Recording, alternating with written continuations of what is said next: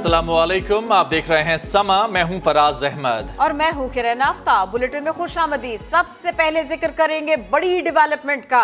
Speaker कौमी assembly राजा परवेज अशरफ की हिदायत पर पीटीआई के 131 मुस्ताफी अरकान को नोटिस जारी कर दिए गए। इमरान खान समेत दीगर अरकान को जाती हैसियत में बुलाया गया है। मुस्ताफी अरकान के तस्दीकी अमल के लिए 5 दिन मुख्तस किए गए हैं। पीर से जुमे तक अरकान से तस्दीक कराई जाएगी। रोजाना 30 MNAs को तस्दीक के लिए बुलाया जाएगा। हर रुकन असम्बली को तस्दीक के लिए 5 मिनट का वक्त मिलेगा। आए आए तस्दीक कराएं। बहुत बड़ी डेवलपमेंट। इसी की खबर सबसे पहले। स्पीकर कौमी असेंबली राजा परवेज अशरफ की हिदायत पर पीटीआई के 131 मुस्ताफी अरकान को नोटिस जारी किए गए। इमरान खान समेत दीगर अरकान को जाती हैसियत में बुलाया गया है। मुस्ताफी अरकान के तस्दीकी अमल के लिए 5 दिन मुख्तस किए गए हैं। और इसी पर रद्द-ए-अमल देते हुए तहरीक इंसाफ के रहनुमा फवाद चौधरी कहते हैं कि पीटीआई वालों के इस्तीफे पहले ही मंजूर हो चुके हैं। नए स्पीकर को इख्तियार नहीं कि वो फैसले पर नजरसानी करें। इस्तीफे जो है वो पहले ही मंजूर हो चुके हैं। स्पीकर जो है उसको मंजूर करके इलेक्शन कमीशन को रेफर कर चुके हैं। नए जो स्पीकर है उनको कोई इख्तियार नहीं है कि वो रिव्यू कर सके स्पीकर के फैसले, और क्योंकि वो इस्तीफे एक्सेप्ट हो चुके हैं लिहाजा उनका तस्दीकी अमल जो है वो मुमकिन नहीं है। और जो इस्तीफे हमारे 131 अरकान ने दिए हैं उनको डी नोटिफिकेशन करना है इलेक्शन कमीशन में। उनको वो डी नोटिफाई करने चाहिए। तस्दीकी अमल जो है वो आइन के खिलाफ है। सूरत हाल ये है कि अगर इस्तीफों की तस्दीक नहीं कराएंगे तो नाअहल हो जाएंगे। लीगी रहनुमा ख्वाजा आसिफ ने खबरदार कर दिया। कहा जब नोटिस चले गए तो फिर इस्तीफे भी मंजूर कर लिए जाएंगे। अगर देखें तस्दीक नहीं करेंगे तो डिस्क्वालीफाई हो जाएंगे। मैं आपको बताऊं ये इस्तीफे देने नहीं चाहते। ये पिछली दफा वाला ड्रामा है 2014 वाला। ये फिर रेंगते हुए घुटनों के बल जो है वापस आए। ये आना चाहते हैं कि जी वापस। इनकी बहुत बड़ी तादाद जो है ना वो इस वक्त अपनी क़यादत के काबू में नहीं है, इसलिए ये इनकारी है कि जी हमें नोटिस नहीं मिले। तो नोटिस दो, अगर नोटिस इनको चले गए जिस तरह आप फरमा रहे हैं तो फिर इस्तीफे भी मंजूर हो जाएंगे। एक और अहम मामला जो कि हल हो गया। सदर मुमलिकत आरिफ अलवी ने लीगी रहनुमा बलीगुर रहमान की बतौर गवर्नर पंजाब तैनाती की मंजूरी दे दी। बलीगुर रहमान आज रात ही ओहदे का हल्फ उठाएंगे। इस्लामाबाद से उस्मान खान की रिपोर्ट देखिए। इंजीनियर बलीगुर रहमान आखिरकार गवर्नर पंजाब मुकर्रर। सदर मुमलिकत ने वजीर आजम की भेजी गई दूसरी समरी की मंजूरी के लिए आइन पर अमल दरामद कर दिया।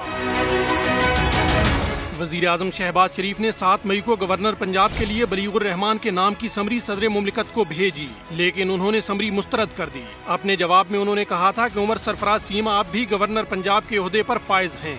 नई तकर्री का कोई जवाज नहीं। आइन के आर्टिकल 101(2) के तहत गवर्नर सदर की खुशनूदी तक ओहदे पर फायज रहेगा।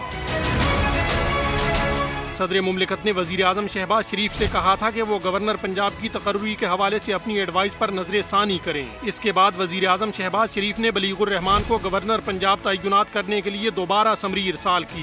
यूं सदर मुमलिकत का इस बात पर इसरार अब बाकी नहीं रहा कि उमर सरफराज चीमा बदस्तूर गवर्नर पंजाब हैं। बलीगुर रहमान ने 2013 के आम इंतखाबात में पंजाब के हल्का NA 185 बहावलपुर 3 से नून लीग के टिकट पर इलेक्शन लड़ा और कामयाबी हासिल की। वो नून लीग के दौर में वजीर मुमलिकत बराए तालीम भी रह चुके हैं। वज़ीर आला पंजाब ने काबीना के लिए नाम फाइनल कर लिए। पीपल्स पार्टी के हसन मुर्तज़ा सीनियर वजीर होंगे। दूसरी जानिब ज़िमनी इंतखाबात के लिए D सीट होने वाले अरकान और लीगी उम्मीदवारों में टिकट की रेस भी शुरू हो गई। हुकूमत की इत्तेहादी जमात पीपल्स पार्टी और आजाद अरकान को भी पंजाब में वजारतें मिलेंगी। वजीर आला पंजाब हमजा शहबाज ने अपनी काबीना के लिए नाम फाइनल कर लिए। जराये के मुताबिक पीपल्स पार्टी के पार्लिमानी लीडर हसन मुर्तजा सीनियर वजीर, सरदार उवैस लगारी वजीर बल्दियात और मलिक अहमद खान वजीर कानून होंगे। मियां मुश्तबा शुजाउर रहमान को वजीर खजाना और एक्साइज का महकमा दिया जाएगा। ख्वाजा इमरान नजीर और ख्वाजा सलमान रफीक सेहत के वजीर होंगे, जबकि राना मशहूद को वजारत तालीम और बिलाल यासीन को महकमा खुराक और लाइव स्टॉक दिए जाने का इम्कान है। दूसरी जानिब लाहौर समेत 20 सूबाई हलकों में ज़िमनी इंतखाबात के लिए डी सीट होने वाले अरकान और लीगी उम्मीदवारों में टिकट की रेस शुरू हो गई है। नून लीग ने डी सीट होने वालों को टिकट देने का फैसला कर रखा है, मगर साबिक टिकट होल्डर्स भी मैदान ना छोड़ने पर बज़िद हैं। आला लीगी क़यादत से राब्ते शुरू कर दिए गए हैं। चेयरमैन तहरीक इंसाफ इमरान खान ने लॉन्ग मार्च के लिए सुप्रीम कोर्ट से तहफ़्फ़ुज़ फराहम करने की अपील कर दी। कहा, एहतजाज का हक है या नहीं, अदालत रूलिंग दे। कोर्ट ने तहफ़्फ़ुज़ ना दिया तो नई हिकमत अमली बनाएंगे, पूरी तैयारी से आएंगे। इलेक्शन कमीशन हमजा शहबाज को वजारत आला से हटाए। सुप्रीम कोर्ट से शरीफ खानदान के केस मॉनिटर करने की भी दरख्वास्त कर दी। सुप्रीम कोर्ट से अब रूलिंग ले रहे हैं कि बताएं कि हमारा डेमोक्रेटिक राइट है या नहीं पुरअमन एहतजाज का। किस बेसिस के ऊपर उन्होंने हमें रोका था, बताएं कि क्या सुप्रीम कोर्ट अलाउ करेगा इस तरह की अनडेमोक्रेटिक, बल्कि डिक्टेटरशिप में भी इतना जुल्म नहीं हो। अगर सुप्रीम कोर्ट हमें प्रोटेक्शन देता है, हमारी स्ट्रैटेजी है। अगर वो नहीं प्रोटेक्शन देता, फिर मेरी दूसरी स्ट्रैटेजी होगी। वो स्ट्रैटेजी होगी फिर कि जो भी ये रुकावटें पैदा करेंगे, हम फिर प्लान करके जाएंगे। तैयारी हमने की नहीं थी इस बारी, इसलिए हम बिल्कुल यानी नहाते का वर्ड गलत है, यानी हम बिल्कुल अनप्रिपेयर्ड जाके फंस गए। इस बारी हम तैयारी करके जाएंगे। अभी हमारी हुकूमत ही, सोचे हुकूमत मेरी है और प्रोसिक्यूटर को रोका गया शहबाज शरीफ के केसेस के ऊपर। स्टैंड सबसे पहले हमारे सुप्रीम कोर्ट को लेना है। शरीफों के केसेस अब सुप्रीम कोर्ट खुद मॉनिटर करे, मॉनिटरिंग जज बनाए। पंजाब के अंदर ये जो आपने हमजा कुकड़ी को बैठाया हुआ है, इसको हटाया जाए, रूलिंग दे, डिस्क्वालीफाई करें।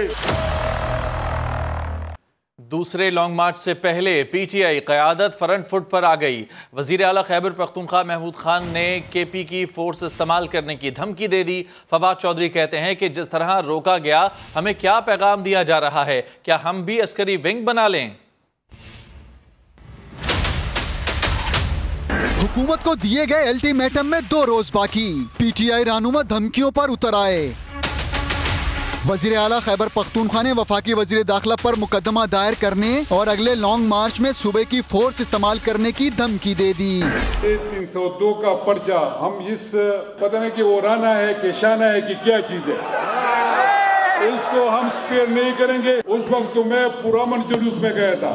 खान साहब दोबारा कॉल देंगे तो मैं बताऊंगा जो खैबर पख्तूनख्वा की फोर्स है वो मैं इस्तेमाल करूंगा। फवाद चौधरी ने तंज किया, क्या अब हम भी अस्करी विंग बना लें? अदालतें उस रात आधी रात को क्यों नहीं खुली? क्या आप मुल्क की सबसे बड़ी सियासी जमातों को ये बताना चाहते हैं कि अगर आप एहतजाज करना चाहते हैं तो पहले अपने मिलिटेंट विंग बनाए जो पहले पुलिस से निपटे? क्या ये रियासत मुतहम्मिल हो सकती है इस रवैये की? फवाद चौधरी ने मजीद कहा कि इमरान खान हुकूमत नहीं मांग रहे, बल्कि वो कह रहे हैं अवाम को हक दो कि वो अपना फैसला खुद कर सकें। तो अब बात यह है कि हुकूमत पीटीआई के प्लान से कैसे निपटेगी। प्रोग्राम 7 से 8 में लीगी रहनुमा उस्मा बुखारी से यही सवाल किया गया। वो बोली, हुकूमत के पास एक ही प्लान है जिसका नाम है राना सनाउल्लाह। केपी के वो कह रहे हैं कि इस बार अगर रुकावटें डालने की कोशिश की तो वो अपनी फोर्स लेकर आएंगे साथ में। वो पिछली दफा भी अपनी फोर्स लेके आए थे। जीबी के चीफ मिनिस्टर जो है वो भी अपनी फोर्स लेके आए थे, और जो ये केपी की पूरी फोर्स आंसू गैस के शेल्स और हर तरह से वो पहले से लेस थे। देखिए, जिन्होंने इमरान खान साहब ने लॉन्ग मार्च से एक दिन पहले जो तकरीर की नौजवानों से खिताब करते हुए उन्होंने अपनी अटैक फोर्स का ऐलान किया। हुकूमत PTI plan A, B, C इससे निपटेगी कैसे? क्या आप लोगों की क्या तैयारी है? हमारे पास एक ही प्लान है और हमारे प्लान का नाम है राना सनाउल्लाह। और इस प्लान से इतना खौफ आता है पीटीआई को, बेचारे रात को सोए हुए उठ के बैठ जाते हैं कि कहीं राना ना आ जाए। और अब अहम मामले पर अदालत की कार्रवाई। लाहौर हाई कोर्ट में हमजा शहबाज को वजीर आला के ओहदे से हटाने की दरखास्तों पर समाअत हुई। पीटीआई के वकील ने सुप्रीम कोर्ट के फैसले का हवाला दिया तो चीफ जस्टिस ने इस्तफसार किया। अगर फैसले का इतलाक माजी से होगा तो क्या माजी के सारे फैसले रिवर्स हो जाएंगे? अरशद अली की रिपोर्ट देखिए। Chief justice Lahore high court justice Mohammad Amir Bhatti ने सब्तैन खान समेत दीगर दरखास्तों पर समाअत की। हमजा शहबाज ने अदालती हुक्म पर 1 लाख रुपए जुर्माना जमा करा दिया और दरखास्तों पर जवाब जमा करवाते हुए दरखास्तों को मुस्तरद करने की इस्तता की। दौरान समाअत chief justice Lahore high court ने रिमार्क्स देते हुए करार दिया कि सुप्रीम कोर्ट का तफसीली फैसला नहीं आया, सिर्फ इतना कहा गया कि वोट शुमार नहीं किया जाएगा। PTI के वकील बैरिस्टर अली जफर ने कहा कि सुप्रीम कोर्ट की तशरीह का इत्तलाक माजी से होगा या नहीं, सवाल ये नहीं है, सवाल ये है कि सुप्रीम कोर्ट ने तय क्या चीज की है। चीफ जस्टिस ने इस्तफसार किया कि अगर माजी से इत्तलाक होगा तो क्या माजी के सारे फैसले रिवर्स हो जाएंगे। चीफ जस्टिस ने कहा कि इलेक्शन कमीशन ने मुनहरिफ अराकीन को डी नोटिफाई किया है, इसका मतलब है हम इलेक्शन कमीशन के फैसले को सुन रहे हैं। अदालती कार्रवाई के बाद बैरिस्टर अली जफर ने कहा कि हमजा शहबाज कानूनी तौर पर वजीर आला नहीं रहे। जो भी चीफ मिनिस्टर अपने आप को कहलाता है वो जरूरी है कि उनके पास मेजॉरिटी ऑफ द हाउस हो। हमजा शहबाज शरीफ साहब कानूनी तौर पे इलेक्टेड नहीं हैं चीफ मिनिस्टर, इसलिए उनको हटाया जाए। अदालत ने तहरीक इंसाफ के वकील को दलाइल जारी रखने की हिदायत करते हुए समाअत कल तक मुलतवी कर दी। कैमरामैन खावर महमूद के साथ अरशद अली, समा, लाहौर। हलफ उठाओ, सच बताओ, मुआजरा जानिए थोड़ी सी देर में।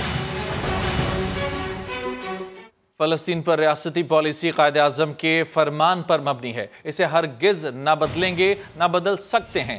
वफाकी वज़ीर इत्तलात मरियम औरंगज़ेब ने वाज़ेह कर दिया, कहा ज़ाती हैसियत में इसराइल जाने वाले PTV के एंकर को बरतरफ कर दिया गया है। पाकिस्तान उलमा कौंसिल ने इमरान खान से मुत्तफ़िका पॉलिसी को सियासी मसला न बनाने का मुतालबा कर दिया।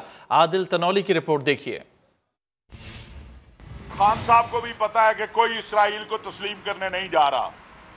खान साहब के दौर में भी ये मुहिम चली थी कि वो इसराइल को तस्लीम करने जा रहे हैं। खान साहब फलस्तीन और कश्मीर मुत्तफिका मौक़िफ़ है पाकिस्तानी कौम का, इसके ऊपर आप सियासत ना करें।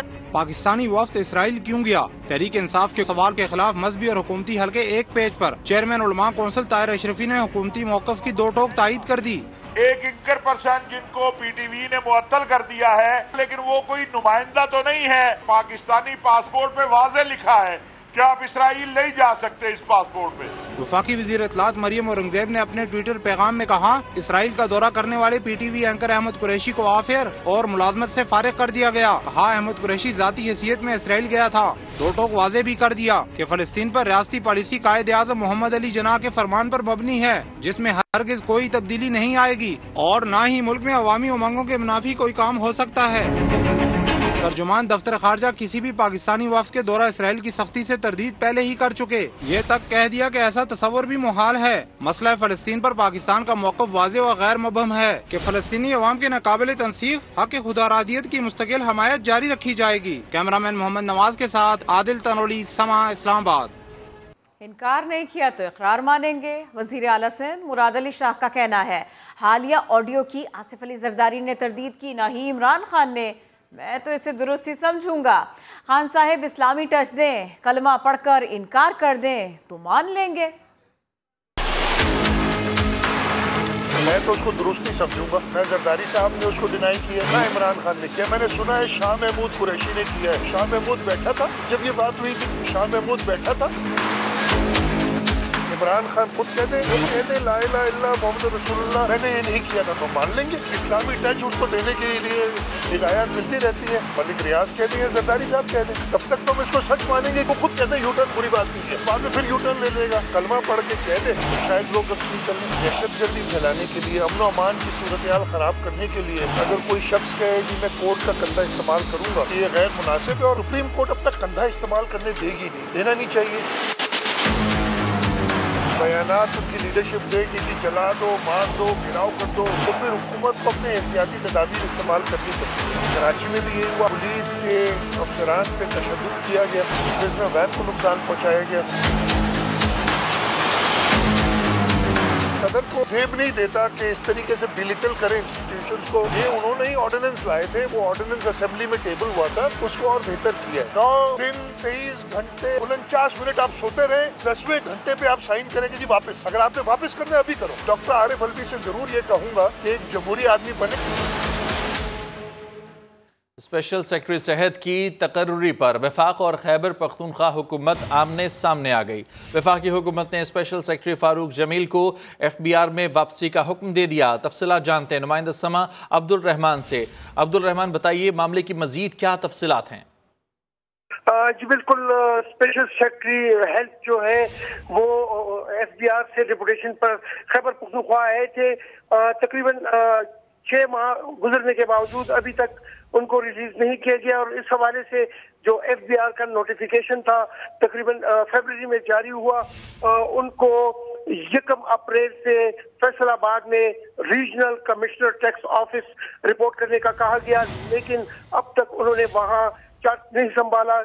2 दफा इनको याद दहानी के खतूत भिजवाए गए हैं लामिया। और दूसरी तरफ जब इस हवाले से हमने सूबाई वज़ीर सेहत तैमूर सलीम जगरा से बात की तो उन्होंने कहा बहुत शुक्रिया आपका तफसीलात के लिए अब्दुल रहमान।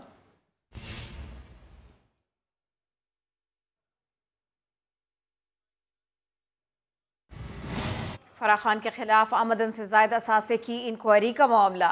तलब किए गए 4 अफराद ने पेश होने के बजाय वकील के जरिए जवाब जमा करवा दिया। नैब लाहौर ने फराह खान के खिलाफ आमदन से ज़ायद असासा जात केस में 4 मुलाजिमीन को तलब किया था। मुलाजिमीन ने तहरीरी जवाब में कहा वो पब्लिक ऑफिस होल्डर नहीं, एक मुलाजिम फराह खान के बच्चों को ट्यूशन पढ़ाता था। नैब का नोटिस जारी करने का अमल गैर कानूनी है। फराह खान कभी भी पब्लिक ऑफिस होल्डर नहीं रही। पहले अपने दायरा इख्तियार का तयन करें, फिर नोटिस जारी करें। बुलेटिन में आगे देखिए, IG की छुट्टी। और खबर है कराची से, जहां शरह फैसल पर आसिफ अली जरदारी के बहनोई फजलुल्लाह पेशोहो के प्रोटोकॉल की गाड़ी को लूट लिया गया है। मजीद जानते हैं, chief crime reporter Ahmad Rahman Khan हमारे साथ मौजूद हैं। अहमद, बताइए ये कब का वाकया है और पुलिस क्या कर रही है? जी देखिए, 28 तारीख को पेश आया था वाकया। रात में 2:20 पर यह वाकया पेश आया था। अब इसका मुकदमा भी दर्ज कर लिया गया है बहादुराबाद थाने में। मुकदमा नंबर 177 है। ये दरअसल वाकया पेश आया था शाराय फैसल पर आसिफ अली जरदारी के बहनोई हैं, उनके प्रोटोकॉल की गाड़ी को लूटा गया था, जिसमें 2 मोटरसाइकिलों पर 4 मुलजिमान सवार होकर आए थे और इस गाड़ी से 2 ब्रीफकेस उठाकर जो है वो फरार हुए थे, जिसके अंदर लैपटॉप, चेकबुक, असला और 3 गाड़ियों के कागजात और कुछ नकदी शामिल थी। अब तो पुलिस जो है वो शाराय फैसल के जो CCTV कैमरे हैं, जो शाराय फैसल और अतराफ में लगे हुए CCTV कैमरे, उनकी फुटेजेस तलाश कर रही है ताकि मुल्जिमान का कुछ पता लग सके। जी, तफसीलात के लिए आपका बहुत शुक्रिया अहमद। दुबई में बैठकर पाकिस्तान में प्लॉट की खरीदारी इंतहाई आसान। AAA फेयर डील के ज़ेरे एहतमाम पार्क व्यू सिटी का दुबई में जारी ओपन हाउस इख्तिताम को पहुंचा। और दूसरी जानिब पार्क व्यू सिटी लाहौर के मजीद ब्लॉक्स की लॉन्चिंग की खुशी में केक भी काटा गया। रिपोर्ट देखिए।